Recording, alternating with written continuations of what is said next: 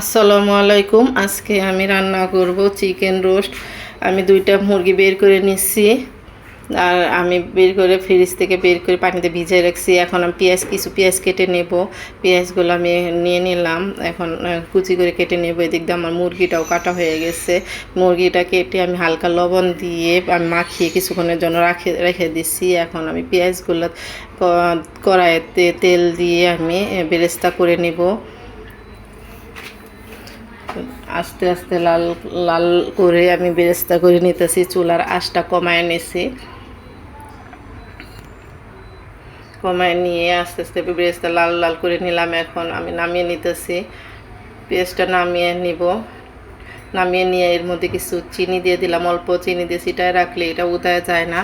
এখন দিয়ে দিব এই তেলের মধ্যে রোস্টটা, আমি মুরগিটা ভেজে নেব। হালকা ভেজে নিচ্ছি।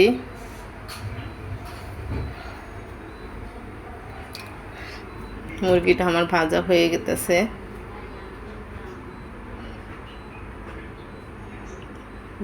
গেছে, এখন আমি নামিয়ে নিব।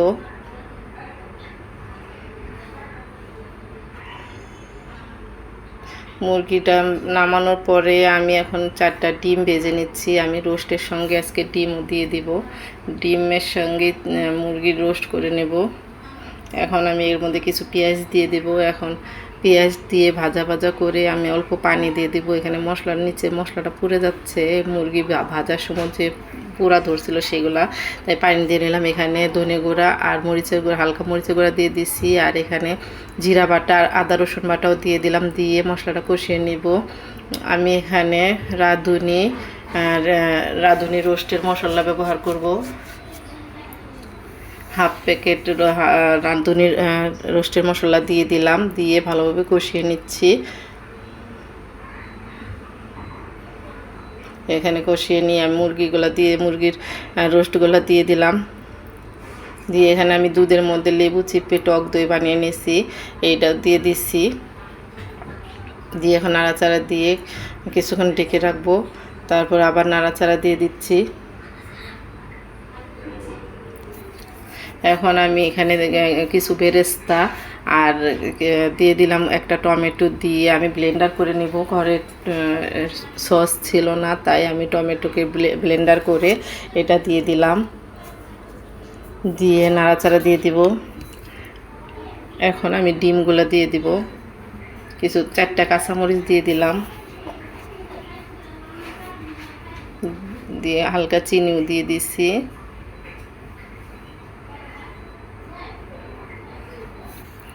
হালকা চিনি দিয়ে এখন নাড়াচাড়া দিয়ে এর মধ্যে ডিম দিয়ে দিচ্ছি। ডিমটা কিছুক্ষণ পরে দিয়ে দিছি। মুরগিটা যখন একটু কষানো হয়ে গেছে তখন দিয়ে দিলাম। এখন আবার নাড়াচাড়া দিচ্ছি।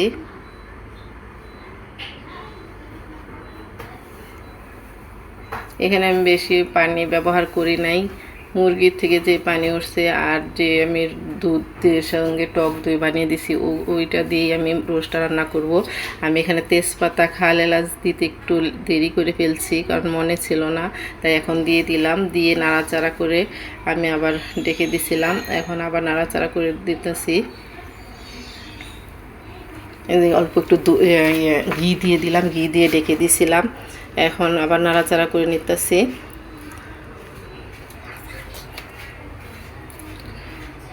আমি রোস্টটা এইভাবেই রান্না করি, এভাবে আপনারা রান্না করে খেয়ে দেখবেন কেমন হয়েছে। আমি ডিমের সঙ্গে চিকেনটা দিয়ে নিছি। এখন যতক্ষণ পর্যন্ত পানিটা না শুকাবে ততক্ষণ পর্যন্ত আমি নাড়াচাড়া করব। চিকেনের রোস্টের তেলটা যখন উপরে উঠে আসবে তখন আমি কিছু বেরেস্তা দিয়ে আমি চুলাটা নিভিয়ে দিছি। কেমন হয়েছে আমার চিকেন রোস্ট ডিম দিয়ে অবশ্যই কমেন্টে জানাবেন, আর একটা লাইক আর শেয়ার দিয়ে আমার পাশে থাকবেন। আজ এই পর্যন্ত। আসসালামু আলাইকুম।